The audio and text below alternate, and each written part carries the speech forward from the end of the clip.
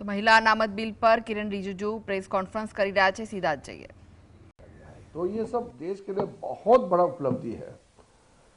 तो ये इस बजट सेशन में सामने में आया है। मैं अपने जो साथी मिनिस्ट्री में जितने हैं सबको भी धन्यवाद देते हुए आदरणीय प्रधानमंत्री जी को धन्यवाद देता हूँ। हमको लगातार गाइडेंस देते रहे और बजट सेशन को चलाने में सरकारी बिजनेस जो भी लेके आने में आदरणीय प्रधानमंत्री जी का मार्गदर्शन रहा है। तो इसके वजह से हम अच्छा से बिजनेस लेकर के सदन में आए हैं।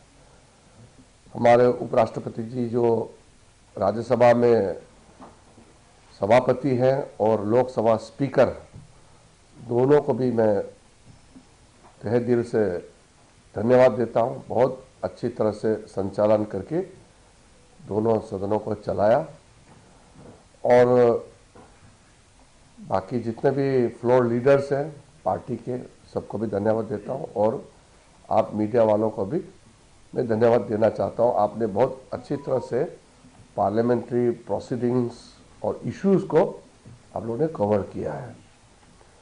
एक विषय कल जो नारी शक्ति वंदन अधिनियम और डिलिमिटेशन अमेंडमेंट बिल जो पारित नहीं हुआ, उसके बारे में मैं इतना कहना चाहता हूं,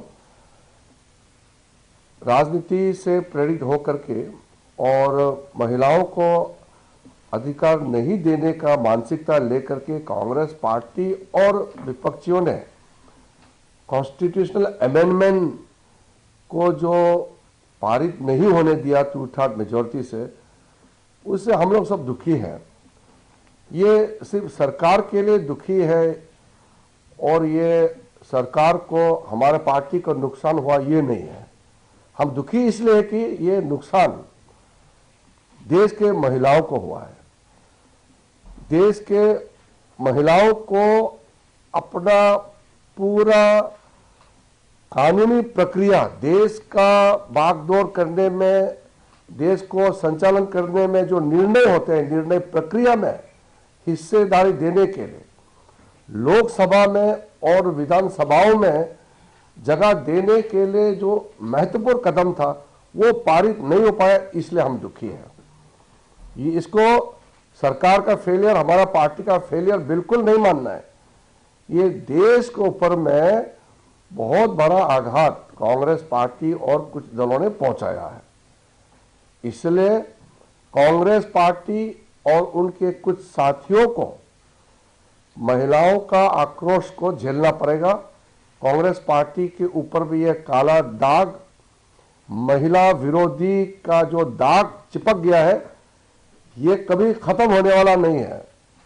इसलिए इसको हमारा सरकार पार्टी का विफलता मत समझे और महिलाओं को अधिकार नहीं दे करके सेलिब्रेशन करना ये तो घोर पाप है। कोई आपने पार्टी दुनिया में देखा है क्या? महिलाओं को अधिकार नहीं देने का फैसला करके और उसको वो जीत मानते हैं। महिलाओं का आरक्षण लोकसभा और असेंबलीज में ये हम सबका दायित्व है, उसको देना है। और उसको नहीं देने का कांग्रेस का मानसिकता और उस बिल को गिरा करके फिर जश्न मना रहे हैं, इससे बड़ा महिला विरोधी मानसिकता कैसे आप दर्शा सकते हैं? यही पूर्ण रूप से अपना छवि को इन्होंने दिखा दिया है। बहानाबाजी नहीं चलेगा, अलग अलग बहाना नहीं चलेगा। सीधा सीधी बात है, महिलाओं को जो अधिकार देना चाहिए उसको कांग्रेस और उसके साथियों ने गिराया है।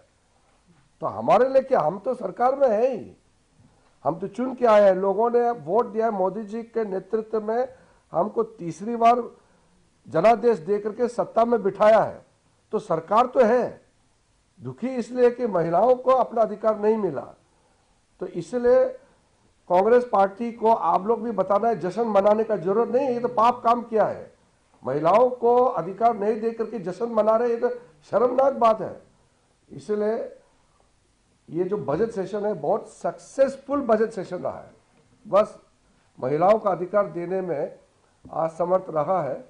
हमने कल पार्लियामेंट में भी कहा है कि महिलाओं को जो इज्जत, सम्मान और महिलाओं के लिए जो उत्थान देने वाला काम मोदी जी ने जो किया है कोई सोच भी नहीं सकता है, लेकिन ये हम आगे भी करते रहेंगे। मोदी जी ने कहा है कि उनके महिलाओं के प्रति जो उनके सोच, उसका सम्मान देने का जो अभियान है, ये पहले से भी और ताकत होकर के हम लोग आगे काम करेंगे।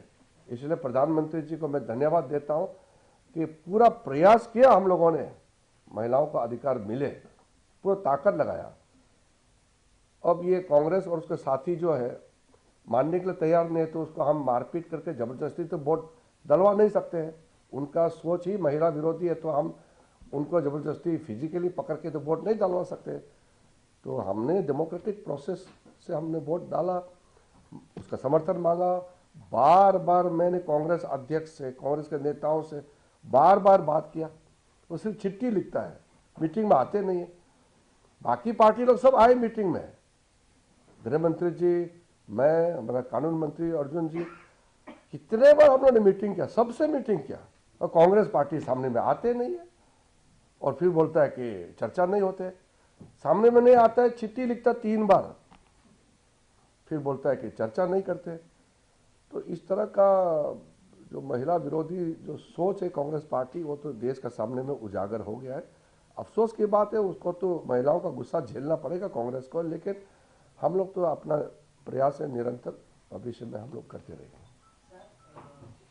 राहुल गांधी, प्रियंका गांधी, इनका कहना है कि बिल गिर गया है कॉन्स्टिट्यूशन अमेंडमेंट की, लोकतंत्र की जीत है।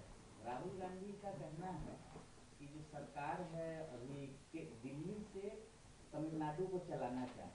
नहीं, ये जो अगर राहुल गांधी कहते हैं कि महिलाओं को आरक्षण देने वाला काम अगर गैर संवैधानिक है, अलोकतांत्रिक है, यानी कि अनकॉन्स्टिट्यूशनल, अनडेमोक्रेटिक है, तो फिर राहुल गांधी को कोई समझाना चाहिए कि महिलाओं को अधिकार देने वाला अनडेमोक्रेटिक कैसे हो गया। इसका तो जवाब हम दे ही नहीं सकते, उसका सोच क्या है।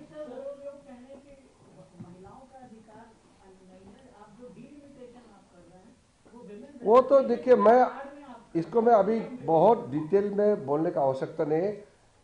होम मिनिस्टर अमित शाह जी ने बहुत अच्छी तरह से समझाया है कि 2026 तक डिलिमिटेशन नंबर्स ऑफ सीट्स को फ्रीज किया गया है, तो उसको उठाने के लिए संवैधानिक प्रक्रिया है, अमेंडमेंट तो लाना पड़ेगा।